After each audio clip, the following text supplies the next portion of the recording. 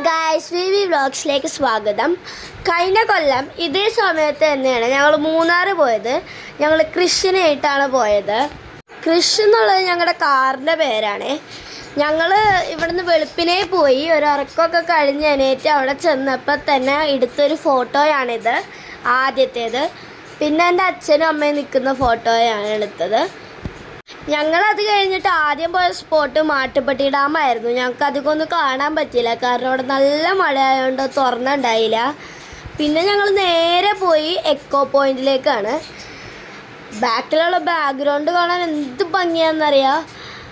പിന്നെ ഞങ്ങൾ കുറച്ച് ഫോട്ടോസൊക്കെ എടുത്തു. പിന്നെ ഞങ്ങൾ സൗണ്ട് ഉണ്ടാക്കേണ്ട ഒരു വീഡിയോയും കൂടി ഉണ്ട്.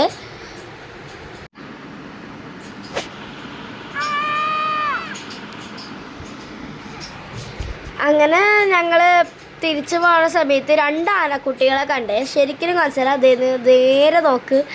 അമ്മയച്ഛനൊന്നും ഇല്ല, കറങ്ങാൻ വന്നാന്ന് തോന്നുന്നു.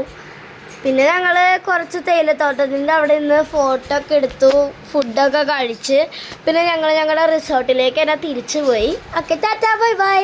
അപ്പോൾ അടുത്ത വീഡിയോയിൽ കാണാം.